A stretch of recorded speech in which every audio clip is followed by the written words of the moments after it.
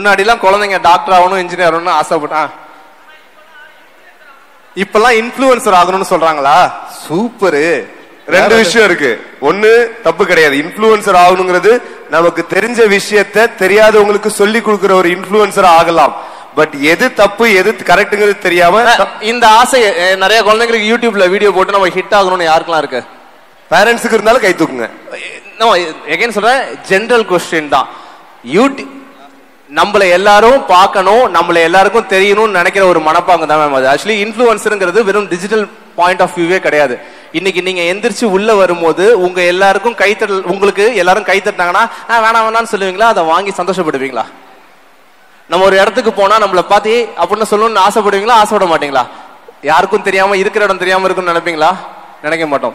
Digital media கொடுக்கிற ஒரு விஷயம் அதுதான், அங்கீகாரம், ரெகக்னிஷன், அடையாளம், ஐடென்டிட்டி. நீங்க யாருங்கிறத பாசிட்டிவா காட்டினீங்கன்னா அன்பு நிறைய கிடைக்கும். நீங்க யாருங்கிறத நெகட்டிவா காட்டினீங்கன்னா பாடி ஷேமிங் நிறைய கிடைக்கும். சோ உங்கள் குழந்தை இன்ஃபுளுசர் ஆகுறானா, உங்கள் குழந்தை நேர்வழியிலையும் நல்ல விதமாகவும் ஒரு விஷயத்த பண்ணி அந்த குழந்தைய பார்த்து 100 குழந்தைங்க நானும் இந்த அண்ணா மாதிரி ஆகணும்னு ஆசைப்பட்டாங்கன்னா உங்க குழந்தை ஒரு பெரிய இன்ஃபுளுசர். அது ஆகுறது தப்பே கிடையாது.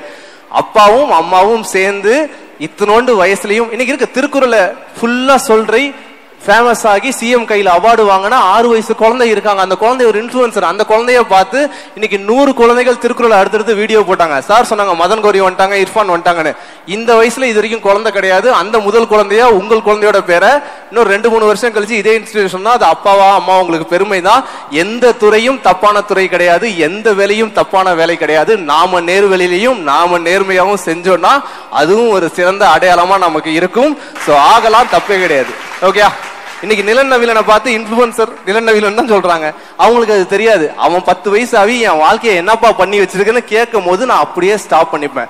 அவனுக்கு விருப்பம் இருந்தா கொண்டு போவோம், விருப்பம் இல்லையா அதுல எவ்வளவு 1000 பணம் வந்தாலும் அது தேவை கிடையாது. அதனால ஆசைப்பட்டா ஆக வைங்க.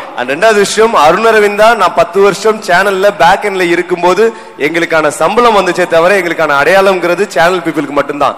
நான் ஒரு மீடியம் யூஸ் பண்ணோம், யூடியூப் மூலமா எங்களை தெரியாத மக்களுக்கு எங்களை தெரியப்படுத்தணும்னு சொன்னா அதுவும் இன்ஃபுளுசிங் தான். நமக்கான வாய்ப்பை நாம உருவாக்கிக்கணும். அவன் பண்றான் இவன் பண்றான், நாம பண்ணாம இருக்காம நாம பண்றோம், நாம பண்றதை ஒழுங்கா பண்ணோம்னு சொன்னா நல்ல விஷயம். மேம் இன்னைக்கு நாங்க இங்க வந்திருக்கோம் இல்லையா, இது எங்களுக்கு கிடைச்ச ஒரு வாய்ப்பு தான். நீங்க எல்லாம் எங்களை பாக்குறீங்கிறது நீங்க உங்களுக்கான வாய்ப்பு கிடையாது.